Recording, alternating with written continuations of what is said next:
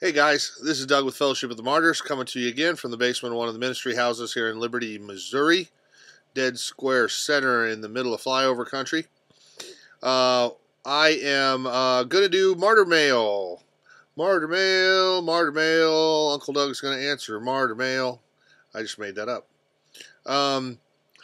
This email came tonight from Mitchell, who has come to visit before, and you might remember if you're a long-time subscriber, watcher of the channel, we used to have a hot dog truck. The hot dog truck was actually from Pastor Barron from Out to Pastor Ministries in Ohio, Springfield, Ohio. And he had loaned it to us to see if we were going to be able to buy it from him, but at least it was being used because he wasn't using it at the time. And we used it some, but then not really. But then Mitchell came along, and he said, I really got a passion for this. I want to have a mobile pantry. I want to give out hot dogs, and I'll pay Barron for it. And Barron could have used the money, so Mitchell came out and drove it back up to Michigan, as I recall. And anyway, so it's been getting used and prepared to be used more. And Mitchell sent an email, and I didn't ask for permission ahead of time to answer this on Martyr Mail, but I'm sure he won't mind. It's a very sweet question and not at all revelatory of any sin of his. So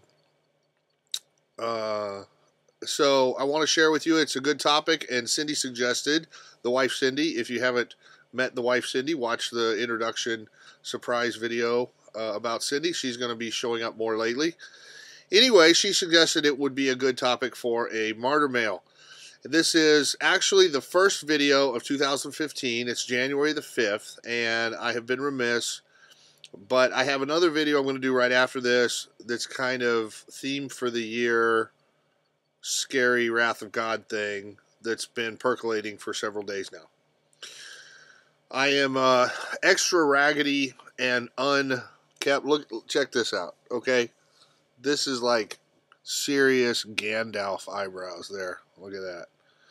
Anyway, I think we're going to do Uncle Doug Goes Into... Are you kidding me? I turned all but one of them off. That's a call from Michigan. I wonder if that's Mitchell. Figure it out later. Anyway, I'm going to turn the sound off. Sorry.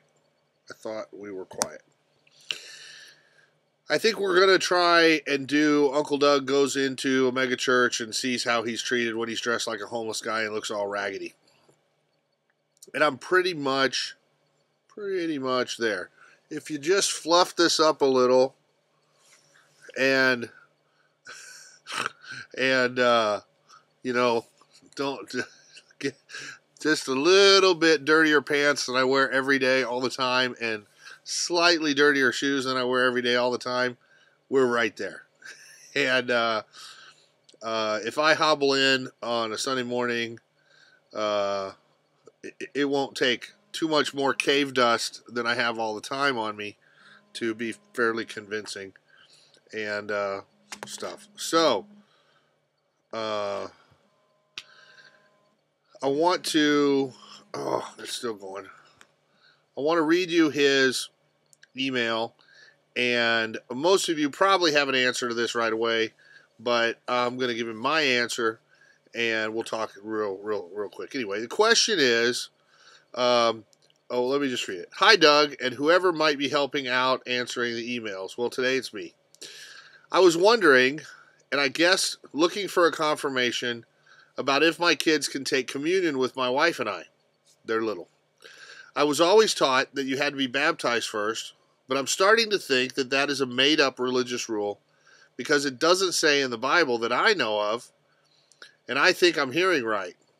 I feel like it would be beautiful if my children participated. I feel like they are much more holy and worthy to commune with the Lord than me.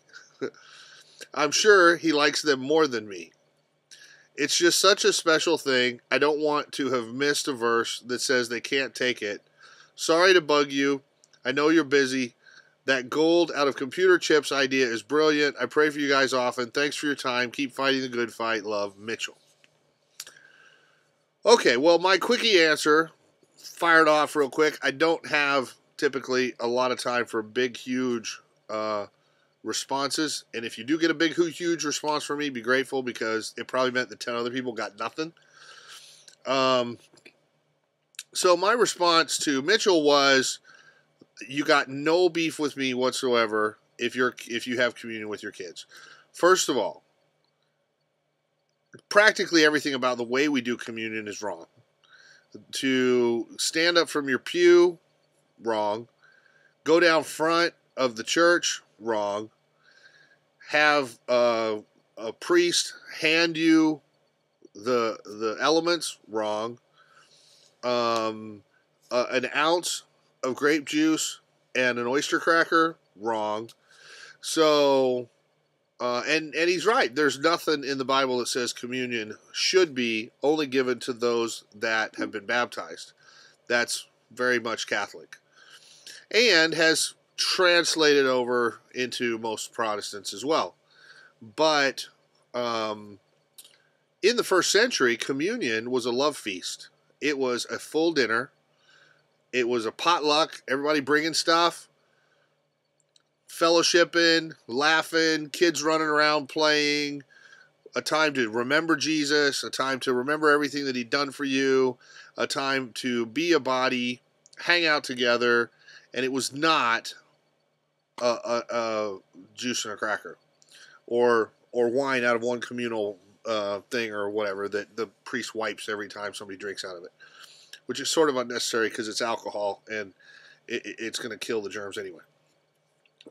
Anyway, the point is, there may have been a time at the love feast where an elder stood up and said, you know, everybody cut off the racket for a minute. Let's remember why we're here. This is about Jesus, and let's just talk for a minute about what he's done for you this week, and contemplate how he saved your soul, and thank him and pray all together.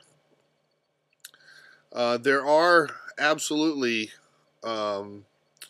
biblical imperatives that you do not take it unworthily, that if you have aught against somebody, that you go and settle it. I don't know at what age a kid needs to be instructed on that stuff, but they need to follow your lead. And if you have a regular time to have communion in your home, you don't have to have a priest around. I've had a lot of times just me and the Lord having communion together. I know people that take communion morning, noon, and night, just themselves with the Lord, or as a family or whatever. I don't want to get religious about it and make it some other vain tradition than a lot of the vain tradition has become already. But as the Lord leads, I've had communion with everything from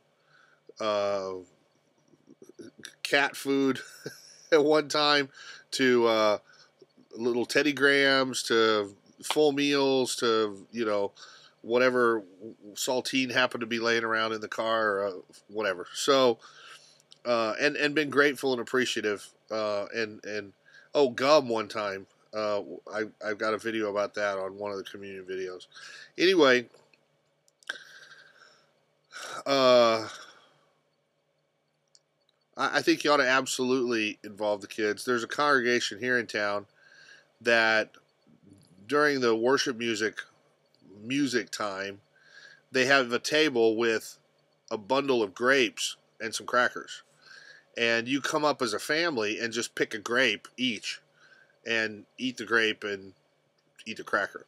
And which is kind of lowbrow because, like, they save the trouble of even pouring into the little glasses and all the cleanup and everything. We don't have to have little plastic, little glass glasses and somebody wash them. We're just going to give you a grape. Just have a grape on the hoof. So I think it's for them a labor-saving device than taking time and passing silver platters around through the whole place, and then somebody having to wash all the little 1-ounce things downstairs. There was one I went to that had disposable little things that come prepackaged with a a little foil lid and there's a cracker, and then another little foil lid and there's a little teeny cup, and it had to have been a third of an ounce of something, and the cracker was horrible. Anyway, in fact, at that place, the Lord told me not to take communion. When he said, okay, everybody eat this. This is my body which is broken for you. The Lord said, wait, wait, wait. And then they did, okay, this is my blood. And everybody drank the blood. And everybody, you know, the little jingle, jingle, jingle of everybody putting their little cups. Well, these were little plastic things. But anyway, I think they wadded them up or something. And after everybody was done, the Lord said, okay, now, you and me are going to have communion. I don't want you to break bread with anybody here. Okay, whatever. So, the warning I would give you is that you need to make sure that you're square with the Lord, that you don't have aught against somebody, that somebody doesn't have aught against you, and that you're clean before the Lord. You just about can't be denominational and factious, divisive, and still say that nobody has aught against you or that you don't have aught against anybody. The number of people taking communion unworthily is humongously staggering, and I would just make sure that you try to be right and that you try to model for your kids how to do it right. But Mitchell, I got no beef with it. I think it is beautiful. I think the Lord probably does love them more than He loves you. I think they are more holy than you and closer to the Lord. And I think now is a perfect time to get them to commemorating His holiness and pointing them toward Him. So no beef from me whatsoever. And I would encourage you at every meal with the kids to consider it a love feast and make sure that the Lord is involved and that they know the Lord's involved and that the Lord is behind everything that goes into their mouth and is a blessing to them and a provision for them. Anyway, that's all. Thanks, Mitchell. Love you. Bless you and the family. Bless the hot dog truck and whatever work it's doing out there in the cold north. And God bless you, and y'all keep watching. More coming up soon. Thank you. In the name of Jesus. Amen.